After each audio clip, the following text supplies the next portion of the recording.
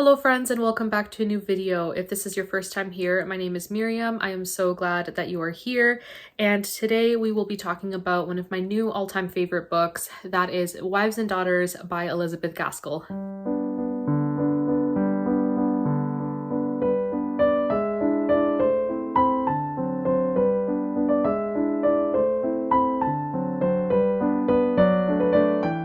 To begin with the old rigmarole of childhood, in a country there was a shire, and in that shire there was a town, and in that town there was a house, and in that house there was a room, and in that room there was a bed, and in that bed lay a little girl, wide awake and longing to get up, but not daring to do so for fear of the unseen power in the next room, a certain Betty, whose slumbers must not be disturbed until 6 o'clock struck, when she wakened of herself as sure as clockwork, and left the household very little peace afterwards. It was a June morning, and early as it was, the room was full of sunny warmth and light.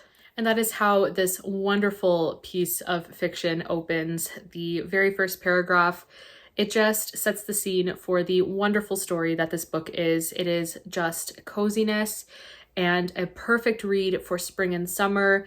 And I adored this book so much. I just cannot stop thinking about it. I finished it in early May and have still just been thinking about it constantly, almost every day.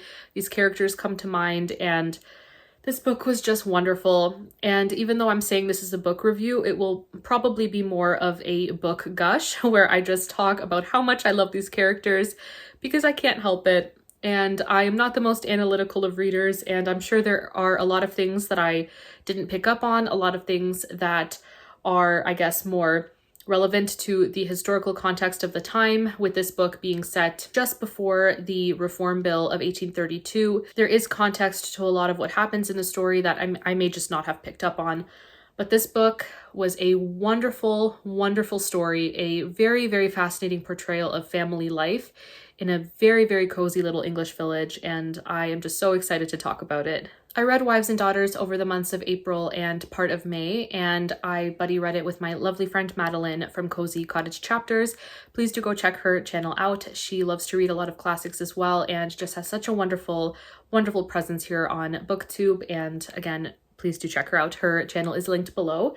But we both absolutely loved this book. We both gave it 5 stars, had such a wonderful time talking about it together, and it was just such a wonderful reading experience. I loved it so much. I will say, I don't know if this is my absolute favorite Elizabeth Gaskell novel.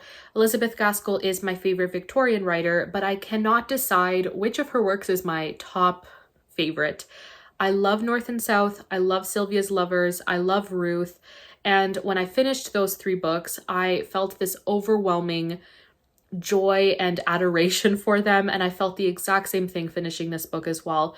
I just love her works so much. Mary Barton is one I want to reread because I don't remember too much about it. And Cranford I also very much enjoyed. I didn't quite love it the way I do her other works, but I did very much enjoy it. So there's just something about Gaskell's works and her words and her stories and characters. It just does something in my heart that no other author can do, and this book was just wonderful.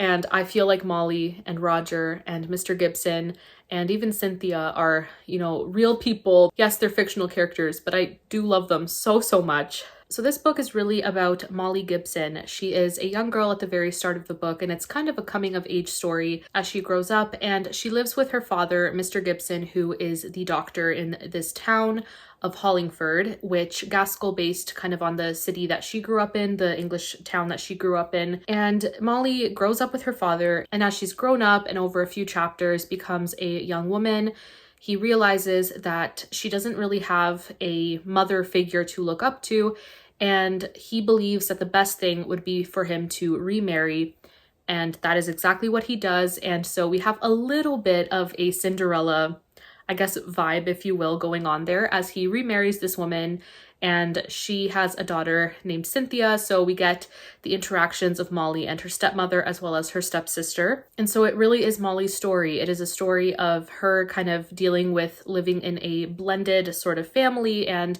also the social scenes in Hollingford, this town that it's set in. There are two great families in Hollingford. We have the Cumnors, who are landed gentry. They are the family in Hollingford, and they live in the Towers, and they were such fun characters to follow. Mr. Gibson is their doctor, but is also considered to be more of a friend as well.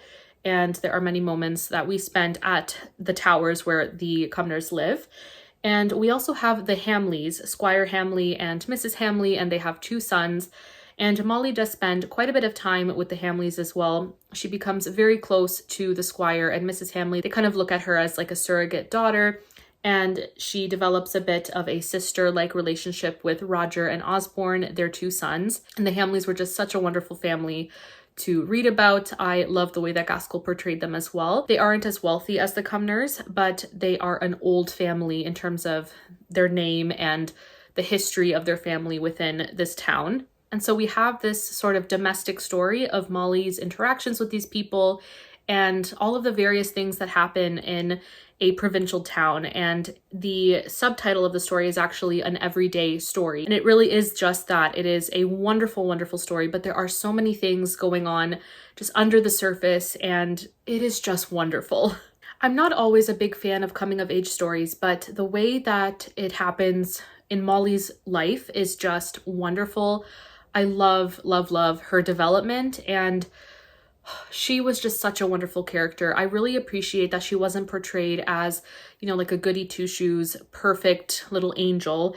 She was very sweet. She is very, very sweet, but also has imperfections and very much acknowledges those imperfections. She has a bit of a temper and she's not perfect. And then when her father remarries, Mrs. Gibson and her daughter Cynthia just add such a flair of drama to the story and just make the story lively in a way, but you just can't help but roll your eyes at everything that comes out of Mrs. Gibson's mouth. She is something else. She's not a cruel woman. She's not a cruel stepmother, but she just doesn't really have the ability to love and nurture the way that many mothers do. And it's kind of sad to read, but it's not surprising at the same time. It is really a character study, and you're seeing how characters are a product of their environment. And the way Cynthia is, Molly's stepsister, she is very much a product of her environment. She wasn't really nurtured by her mother as a child.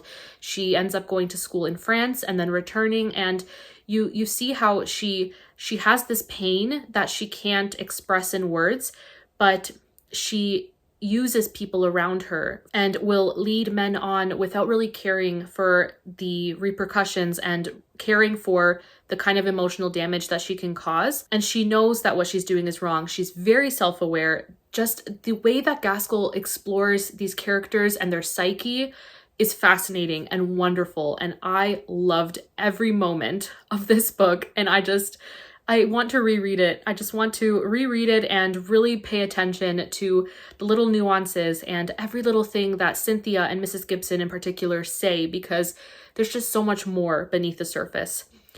Mrs. Gibson is a very fascinating character in particular. She was actually a governess for the children who are now grown adults of the Cumnor family. So the Cumnors who live at the Towers, this very wealthy family, very affluent family, she was their governess. And she has always tried to attain this level of prestige. And even though now she is just the humble wife of a doctor, she had been previously married. She had Cynthia, but then, she was widowed and ended up marrying Mr. Gibson. And she's trying to, I guess, keep this level of gentility, even though she is now kind of in a middle class situation. Whereas before she had been a governess at the Towers and spent a lot of time around great people. So there are a lot of really interesting ways that Gaskell portrays class differences in this book. And that's definitely one way, is looking at how Mrs. Gibson kind of deals with not her fall from grace, but just, I guess she does have a bit of, ingratitude because of the fact that she is now married to just a humble doctor. Mrs. Gibson cares very much about your social class and was always kind of pushing Molly away from the Cumnors. But one of the daughters, Lady Harriet, loves Molly. And every time she would try to come visit. Mrs. Gibson would kind of push Molly, send her to do some sort of errand, get her out of the house. And it's just really interesting how that plays out. And I loved Lady Harriet. I also have to say she was one of my favorite side characters, and I wish she was on page more because she was so fun. It's so interesting to see how Molly deals with everything going on in her home life and, with her, I guess, innocence and the fact that she's so introverted, and there's just a lot that she really struggles with. And she gets a lot of, I guess, reprieve from everything going on when she's with the Hamleys, when she's exploring nature with Roger, who is the younger brother in the Hamley family. And he was wonderful. One of my favorite characters of all time. Just such a gentle soul with so much wisdom and such a good listener, and just so much about him. I just loved Roger so much, and he was so good to Molly. And I also loved Osborne, the older brother. And in the Hamley family, there are a lot of, things going on between them and their family in particular. Gaskell did such a phenomenal job in terms of portraying family strife and, feeling like you don't measure up to your parents' expectations, especially with Osborne being the older brother. His parents had these expectations of him with school and everything, and his father, Squire Hamley, isn't very happy with how Osborne's life is turning out, and there are some secrets there, and it's just so complicated, and Molly kind of gets embroiled in everything without intending to. And it's wild. Things get even more complicated when Roger develops feelings for Cynthia, and the story it really flies from there. And oh my goodness, there's really not much else I can say in terms of plot, but there's just so much to love about this book. So many incredible themes, wonderful character interactions, wonderful character growth, and I love the exploration of family and how Molly is like a daughter to the Squire and Mrs. Hamley, and she is so deeply feeling. Like I said earlier, she's not portrayed as perfect. There are many moments in the story where she bubbles up with rage, but she really knows how to control herself. She exerts really, really good self-control. Molly is so acutely perceptive and can read people so well, and that really comes to her aid in some moments where other characters are not so perceptive, and Molly is just so wise for her age, and oh my goodness, I love her so much. She's genuine and sweet, but not perfect. She's not like this, moral paragon where it's unrealistic. No, she's very, very realistic. We also have some really interesting side characters. I love Phoebe and Sally Browning. They were so funny, and they are two characters that belong smack in Cranford with all these gossiping single women. I loved them so much. One of Mr. Gibson's medical apprentices, Mr. Cox, he was something else, but so funny. And then we have Mr. Preston. That man drove me insane. Every time he was on page, I just wanted to kindly get rid of him. I couldn't stand his face. This book was such an emotional roller coaster. There are just moments that made me laugh, moments that made me cry, tear up. I just love this book so much. The way that Gaskell made it feel almost like a fairy tale at the very beginning, and it's so appropriate, especially with Molly being 12 for the first few chapters. It felt like such a fairy tale, and just all the descriptions of the towers and the spring weather and the landscape and everything, and Mr. Gibson calling his daughter Goosey, and just their beautiful father-daughter interactions.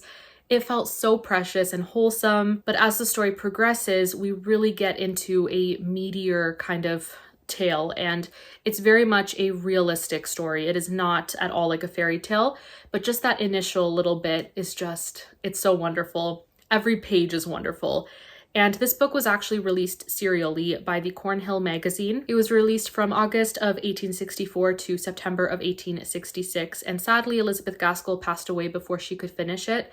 So at the very end of the story, the editor of the Cornhill magazine gives us a little snippet of how Gaskell wanted to complete the story, and thankfully we know where it's going. It's not an ending that is so abrupt that you just have no idea what to think. You know where the story is going to go, and I do appreciate that. I am very grateful for that, at least. The way the editor concluded the story actually made me tear up. He said, "Here the story is broken off and it can never be finished. What promised to be the crowning work of a life is a memorial of death. A few days longer and it would have been a triumphal column, crowned with a capital of festal leaves and flowers. Now it is another sort of column, one of those sad white pillars which stand broken in the churchyard. And then he proceeds to tell us how Gaskell would have completed the story. So thankfully we know what her vision was for the ending. And the miniseries does complete the story, which I really loved as well. I wish I could just sit down with Elizabeth Gaskell and ask her so many questions about what she was trying to say with this book, because there are different ways you could interpret what she was, I guess, trying to say. With Molly and Mr. Gibson marrying to give her that, mother figure in her life, I just think it's really interesting how, even though obviously Gaskell was a mother herself and really valued motherhood, she wrote Molly in a way where her growth and maturing really happened outside of the influence of Mrs. Gibson. Did she really need Mrs. Gibson as a role model, a figure to guide her? Because Mrs. Gibson wasn't the best of role models for her, or for her daughter Cynthia, her biological daughter. So that was just something that I was thinking about. And this book, it was an emotional roller coaster. I adored it so much. I love Molly. I love Roger. I love these characters. I love Mr. Gibson. But anyways, those are just some of my thoughts and feelings about the book, and I just wanted to gush about it. And if any of you have read this book, please do let me know what your thoughts were in the comments as well. There are so many things about this book that I know rereading it will, bring to mind, and I just love all the themes explored. I love how it looks at, more of an unconventional family structure, and it's just so fascinating with such wonderful characters and such deeply emotional moments, and I just loved every moment reading this book. So I had to talk about it. I knew that if I talked about this book in my end of month wrap up, the video would be way too long. Just talking about this book would take up probably more than half of the video. So I wanted to film a separate video just about this book. And I just adored it. This is one of the most wonderful Victorian novels I have ever read. Gaskell will always be my favorite Victorian writer. I don't think anyone can beat her in my eyes. She is wonderful. And friends, I needed to talk about Wives and Daughters because of how much I loved it.